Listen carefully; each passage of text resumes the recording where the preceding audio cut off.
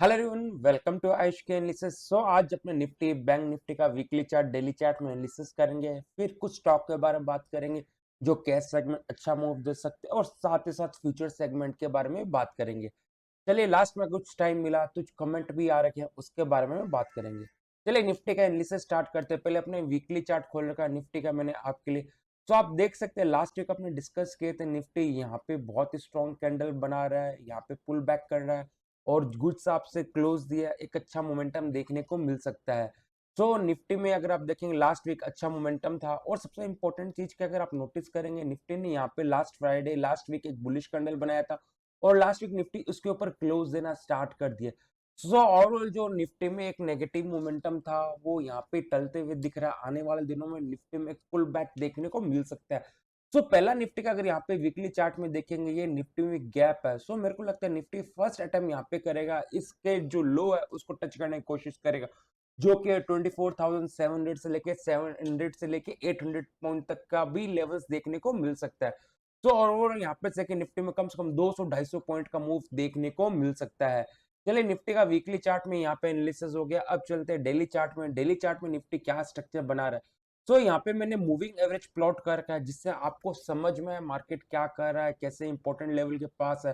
तो last time मैंने यहाँ पे बताया था निफ्टी 50 मूविंग एवरेज के पास, और निफ्टी बार बार इस एरिया के पास आ रहा था, पर धीरे धीरे ऊपर की तरफ शिफ्ट कर रहा था।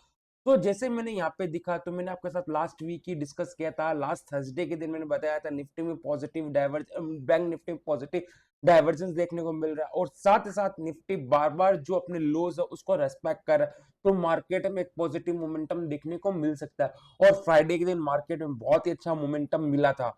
तो अब निफ्टी का जो इंपॉर्टेंट सपोर्ट है, जो कि 50 मूविंग एवरेज है, अगर निफ्टी इसके नीचे अब देना क्लोज देना स्टार्ट करता है, तो मार्केट में ये हो सकता है ये स्विंग पहले ब्रेक किया, पुल बैक किया, फिर यहाँ पे डाउन दिया।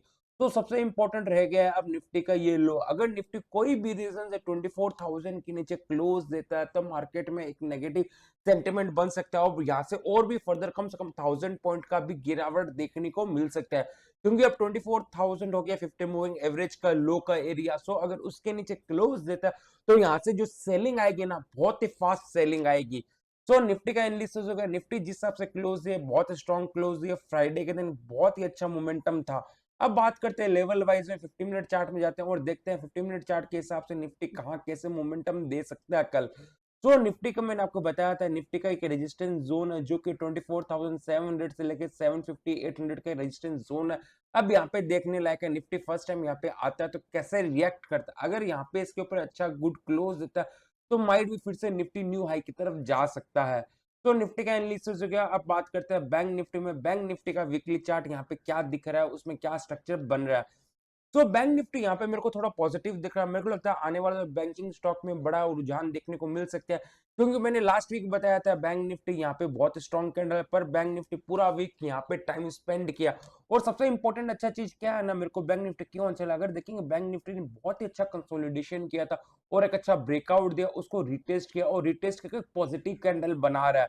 तो बैंक निफ्टी में बड़ा मूव कहां आएगा, अगर बैंक निफ्टी डेली चार्ट में डेली बेसिस पे 50,840 के ऊपर क्लोज देता है, तो मेरे को लगता है बैंक निफ्टी में एक अच्छा खासा मोमेंटम देखने को मिल सकता है।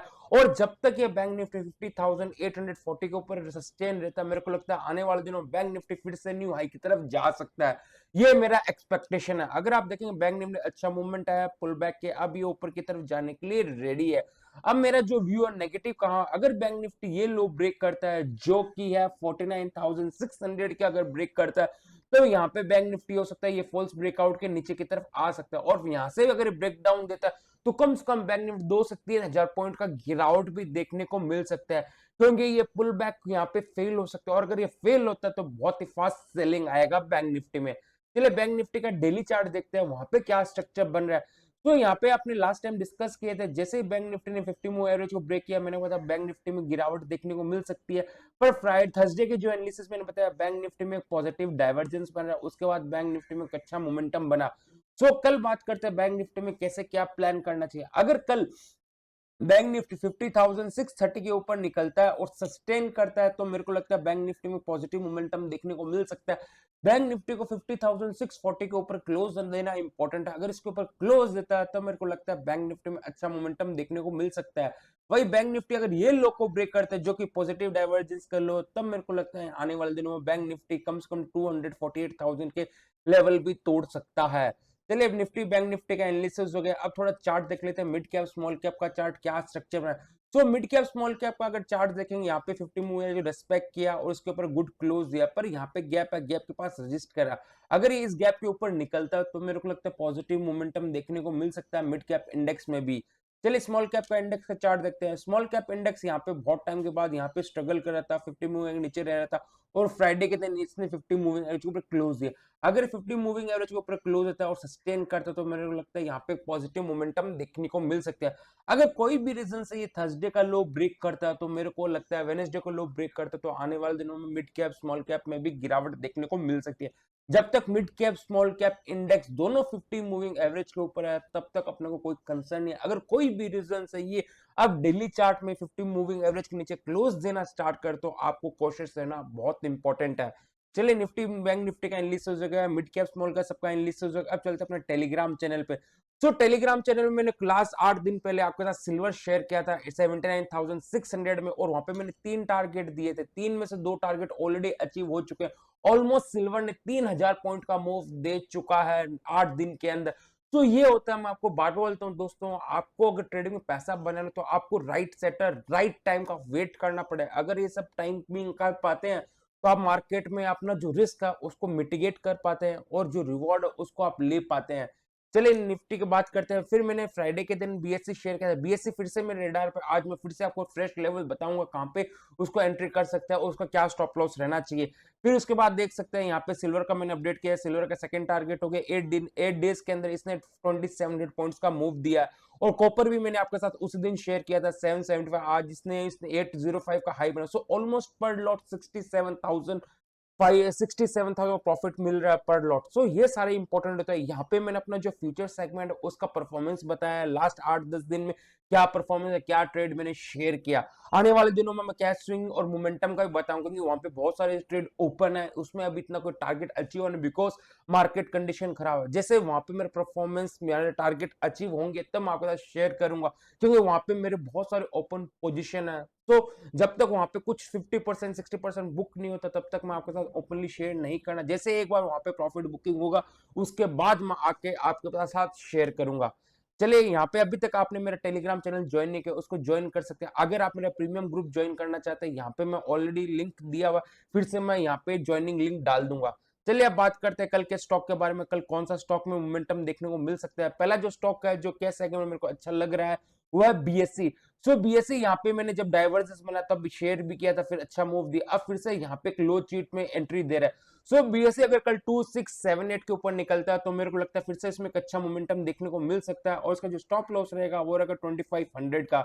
नेक्स्ट स्टॉक जो मेरे को लगता है कैश सेगमेंट में अच्छा मूव दे सकता है वो है एलआईसी। सो एलआईसी यहाँ पे बहुत अच्छा मोमेंटम दिया, यहाँ पे 150 के पास है और गुड क्लोज दिया, गुड कैंडल दिया और कल फॉलो थ्रू बाइंग देखने को मिला।